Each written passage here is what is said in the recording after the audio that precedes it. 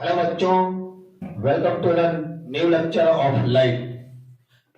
Previous class में हम लोगों ने देखा था प्लेन मिरर के बारे में और इमेज फॉर्मेशन की प्लेन मिरर से कैसे इमेज फॉर्मेशन होता है। इस क्लास में हम लोग पढ़ेंगे formation of image through spherical surface, spherical mirror.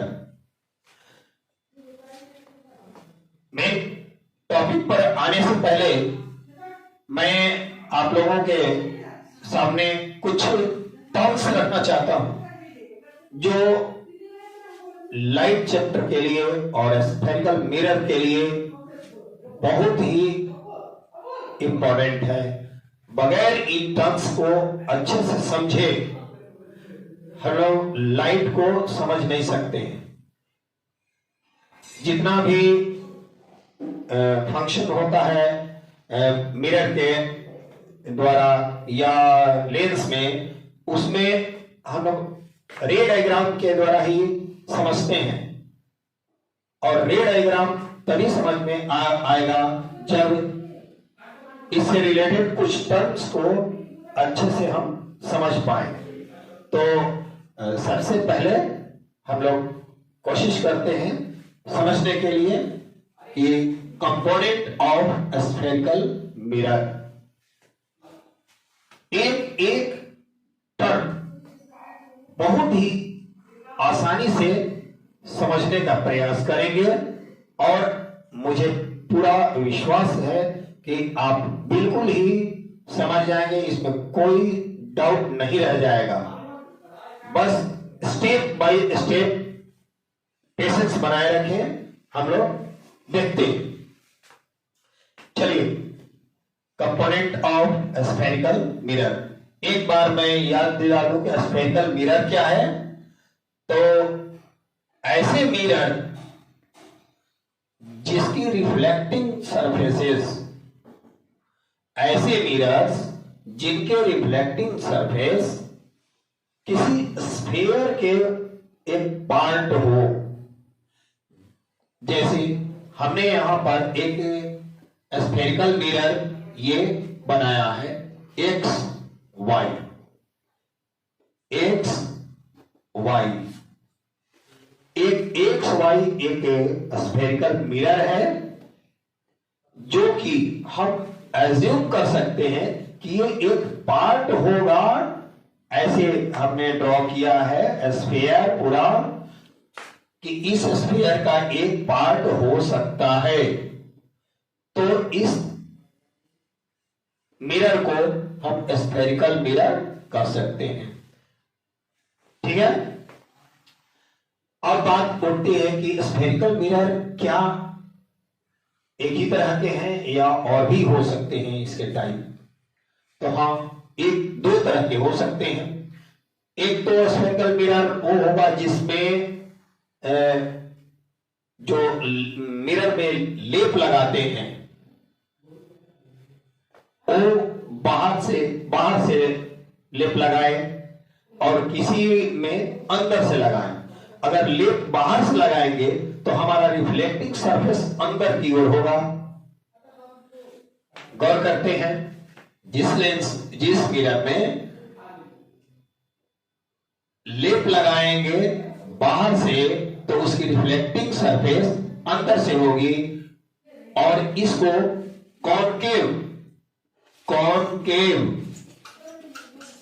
Concave mirror कहेंगे। तो ये बात याद रहेगी कि जिस मिरर की रिफ्लेक्टिंग सरफेस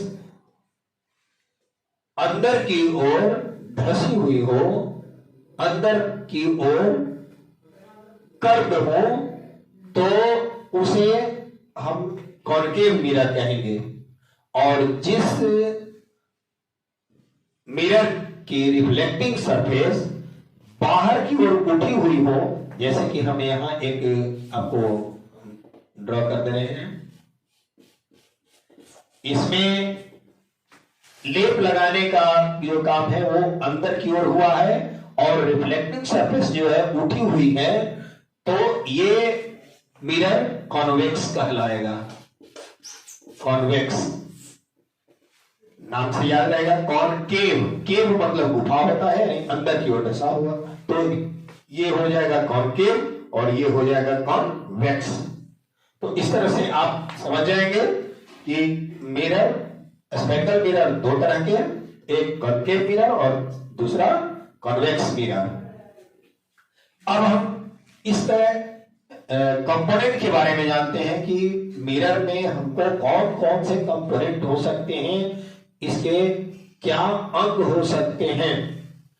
तो चलिए स्टार्ट करते हैं। सबसे पहला पॉइंट है पोल। ये पोल क्या, हिंदी में इसको ध्रुव बोलते हैं, ध्रुव, हिंदी में इसको ध्रुव बोलते हैं।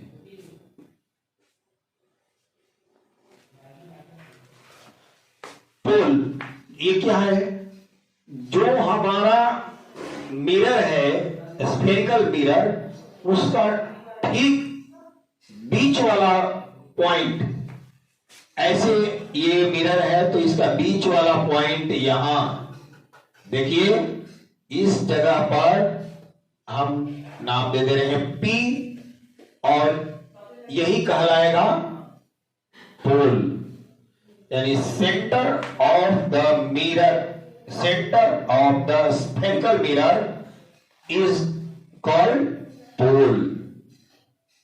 बात तो स्पष्ट है।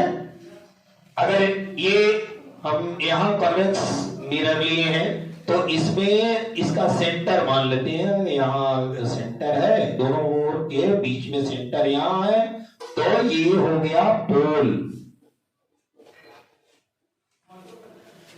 यानी कि पोल से इसका जो मिरर का जितना हिस्सा अपवर्ड है उतना ही हिस्सा डाउनवर्ड है। पोल स्पष्ट हो गया। दूसरा कंपोनेंट है अपर्चर। अपर्चर क्या है, अपर्चर माने कि जो ये स्फेरिकल मिरर है उसका मुंह कितना फैला हुआ है, कितना खुला हुआ उसका मुंह है, यही अपर्चर कहलाता है। इसको हम लिखने में कैसे लिखेंगे कि length of mirror, length of spherical mirror के correspondence, length of spherical mirror के कॉरेस्पॉन्डेंस जो कॉर्ड होगा, कॉर्ड यहां हम देखते हैं थोड़ा तिरछा आ रहा है, ऐसे लिखते हैं।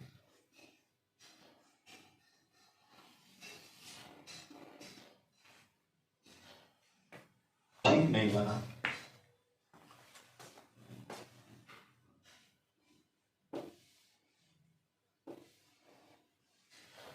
पहले द्वारा था।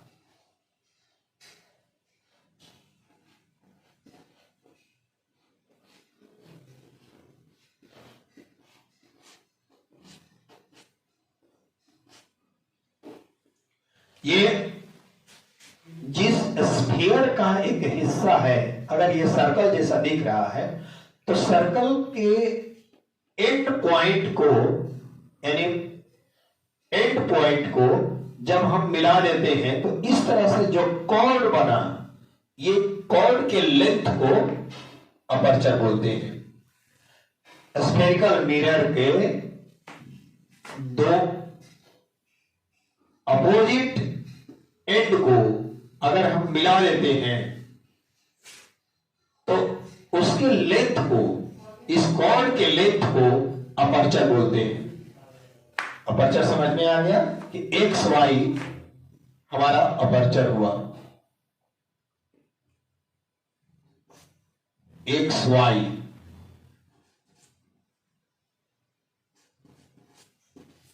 एक्स वाई जो है, एक्स से वाई जो ये डिस्टेंस है यानी कॉर्ड, ये अपर्चर हुआ। तो दो पॉइंट हम समझ गए कंपोनेंट के बारे में, एक पोल और एक अपर्चर। अब इसके बाद आता है सेंटर ऑफ कर्वेचर। ये क्या है? कर्व। कर्वेचर क्या है? कर्व कहते हैं मोड़ को। तो कर्वेचर जितना ये मुड़ाव है, जितना ये बेंट है, इस बेंट का क्या सेंटर हो सकता है? तो सेंटर उसका क्या होगा? जो इसको अगर कंप्लीट कर रहा था स्फीयर, अगर ये जो मिरर है कॉन्केव मिरर, इसको अगर कंप्लीट कर दिया जाए, एक स्फीयर हो जाए, और इस स्फीयर का जो सेंटर होगा, स्फीयर का जो सेंटर होगा वही कहलाएगा, इसको सी नाम से ही कर देते हैं, उसको कहेंगे सेंटर ऑफ कर्वेचर। तो इसका डेफिनेशन हम क्या कर सकते हैं कि centre of the sphere of which, किसका? Centre of which the spherical mirror is a part of. Spherical mirror जिस गोले का एक भाग है, ये स्फेरिकल मिरर जिस गोले का एक भाग है, उस गोले का सेंटर, कहीं ना कहीं तो सेंटर होगा, तो वो सेंटर जो है कहलाता है सेंटर ऑफ कर्वेचर। बात तो स्पष्ट है? फिर से एक बार सुन लेते हैं कि स्फेरिकल मिरर जिस गोले का एक भाग है, स्फेरिकल मिरर जिस स्फीयर का एक पार्ट है, उस गोले का, उस स्फीयर का जो सेंटर होगा वही हमारा सेंटर ऑफ कर्वेचर कहलाएगा। क्लियर है? चलिए, ये भी हो गया। नंबर 3 हम लोग चल गए। अब number 4, principal axis. Principal axis क्या होता है? अब हम लोगों ने अभी तक एक पोल जान लिया कि पोल कहां होता है? ठीक बीचों बीच, स्फेरिकल मिरर के ठीक बीचों बीच पोल होता है। अपर्चर जान लिया कि स्फेरिकल मिरर का इंड को, दोनों ओर के इंड को अगर मिलाते हैं और मिलाने से जो एक कॉर्ड जो बनता है, उस कॉर्ड के इस जीवा के लेंथ को अपर्चर बोलते हैं। ठीक है। तीसरा पॉइंट हम लोगों ने जाना सेंटर ऑफ कर्वेचर। वो क्या हम लोगों ने जाना कि जिस गोले का, जिस स्फीयर का ये पार्ट है, एक हिस्सा है ये स्फेरिकल मिरर, उसका जो सेंटर जो होगा वही उसका सेंटर ऑफ कर्वेचर कहलाएगा। अब चौथी बात हम जानते हैं प्रिंसिपल एक्सिस। इस सेंटर ऑफ कर्वेचर को पोल पी से मिलाने वाली जो रेखा है उसको हम प्रिंसिपल एक्सिस कहेंगे। प्रिंसिपल एक्सिस, एक्सिस नाम से ही लग रहा है कि एक्सिस एक क्षैतिज काल्पनिक रेखा है। वास्तव में ये कोई वैसी रेखा रियल में वहां लेंस पर तो हम लोग ड्रॉ नहीं कर सकते हैं। हम लोग अपने प्लेन में, कॉपी में समझाने के लिए रे डायग्राम बनाते हैं, तो उसमें हम खींचेंगे। तो ये हमारे रे डायग्राम में जो सेंटर ऑफ कर्वेचर है और पोल है, इसको मिलाने वाली क्षैतिज रेखा, मिलाने वाली हॉरिजॉन्टल लाइन प्रिंसिपल एक्सिस कहलाती है। ठीक है। तो ये वाला लाइन हो गया हमारा प्रिंसिपल एक्सिस। प्रिंसिपल एक्सिस ये हो, और ये जो था क्या था? Centre of curvature. ये था हमारा सेंटर ऑफ कर्वेचर। ये हो गया सेंटर ऑफ कर्वेचर सी, और प्रिंसिपल एक्सिस हो गया। अगर इधर से हम एक इसको नाम दे दें कुछ भी, एम एन, तो एम एन जो लाइन है वो कैसे जा रही है? सेंटर और पोल से होकर। तो सेंटर और पोल से होकर जाने वाली रेखा, क्षैतिज रेखा प्रिंसिपल एक्सिस कहलाएगी। ठीक है, बात स्पष्ट हो गई। चौथा हो गया। पांचवा नंबर फोकस। अब कहेंगे फोकस क्या है भाई? तो प्रिंसिपल एक्सिस पर, ये प्रिंसिपल एक्सिस जो अभी हम लोगों ने जाना कि सी और पी से होकर जाती है, तो प्रिंसिपल एक्सिस पर वह बिंदु जहां से सेंटर और पोल एक बराबर दूरी पर हो, यानी सेंटर और पोल के बीच के पॉइंट जो कि प्रिंसिपल एक्सिस पर होता है उसको हम फोकस कहते हैं। फोकस किसे कहते हैं? एक बार फिर से हम लोग ये कर लेते हैं। ठीक है, कि सेंटर ऑफ कर्वेचर और पोल के ठीक बीचों बीच प्रिंसिपल एक्सिस पर जो बिंदु होता है वह फोकस कहलाता है।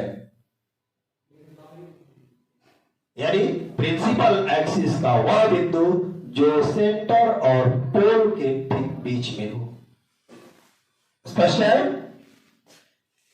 चलिए अब हम आते हैं, फोकस हो गया। अब रेडियस ऑफ कर्वेचर है। रेडियस ऑफ कर्वेचर क्या है? यानी जो स्फेरिकल मिरर जिस स्फीयर का एक हिस्सा है उसका जो सेंटर, उस सेंटर और पोल के बीच की जो दूरी होगी, डिस्टेंस होगा, उसी को बोलते हैं सेंटर, रेडियस ऑफ कर्वेचर। इसको जनरली आर द्वारा डिनोट किया जाता है। रेडियस ऑफ कर्वेचर इसको आर द्वारा डिनोट किया जाएगा। कभी कैपिटल आर से और कभी स्मॉल आर से भी डिनोट किया जाता है। तो ये हो गया कि सेंटर और पोल के बीच की दूरी को रेडियस ऑफ कर्वेचर कहते हैं। और अगला है radius of curvature focal length. Focal length क्या है? फोकस और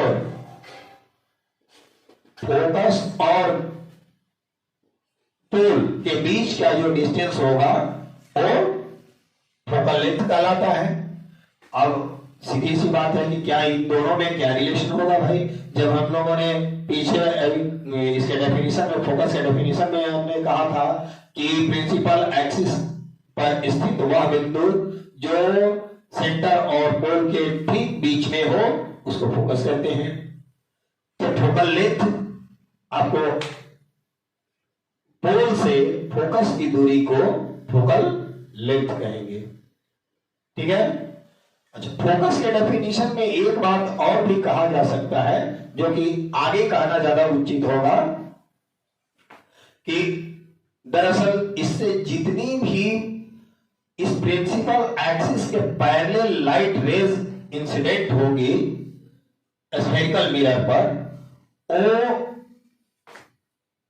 रिफ्लेक्शन के बाद जिस पॉइंट से, प्रिंसिपल एक्सिस के जिस पॉइंट से होकर गुजरती है उस पॉइंट को फोकस कहते हैं। उसका नाम ही पड़ा है फोकस, इसलिए कि वो एक जगह वो फोकस होती है।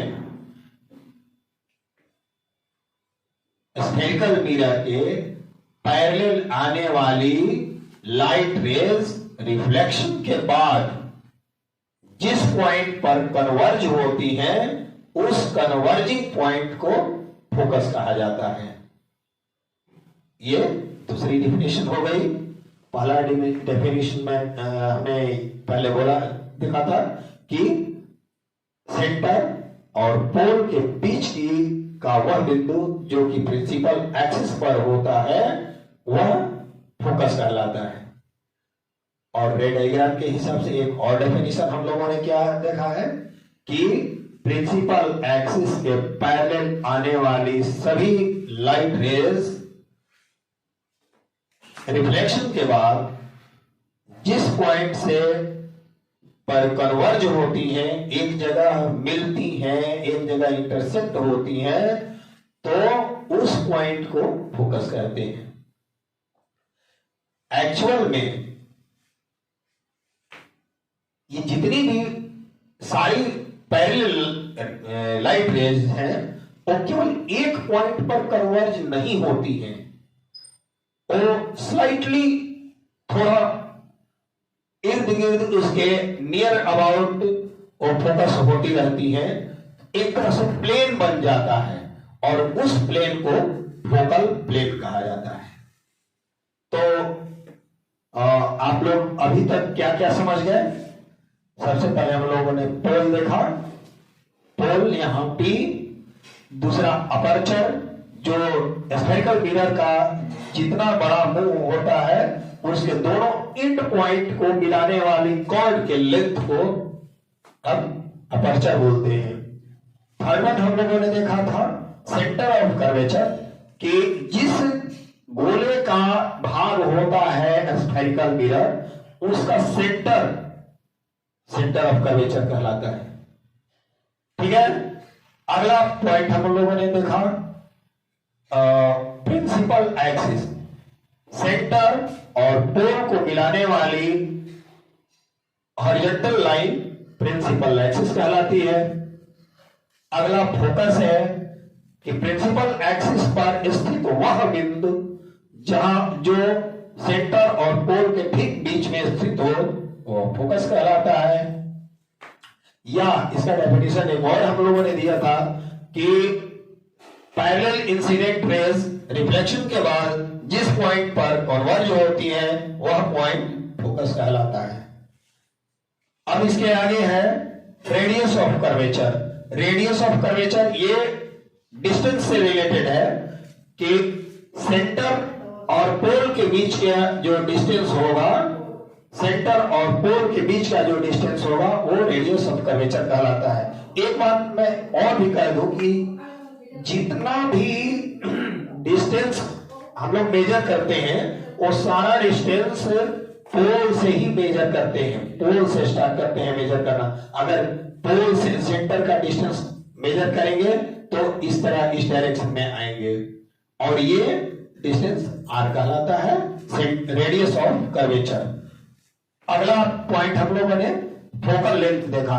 फोकल लेंथ हमने क्या देखा कि फोकस की दूरी पोल से फोकस कितना दूर है तो वह डिस्टेंस फोकल लेंथ कहलाया है। जनरली ये चूंकि फोकस C और P के बीच में होता है इसलिए F जो होगा हमेशा R/2 के बराबर होगा, R के आधा होगा।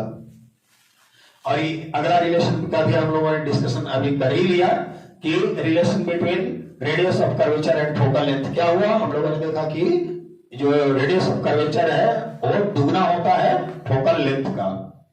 तो इस तरह हम लोग इससे रिलेटेड सारे टर्म्स को जान लिया है। अब इसके बाद जो भी रे डायग्राम बनेगा वो आप लोगों को अच्छे से समझ में आते रहेगा कि कैसे डायग्राम बन रहा है, कैसे कंस्ट्रक्ट हो रहा है। तो मुझे उम्मीद है कि आप लोग अच्छे से सारा टर्म समझ गए होंगे। ये वीडियो काफी लंबा ना हो जाए इसलिए मैं यहीं पर कंक्लूड करना चाहूंगा। तब तक के लिए धन्यवाद।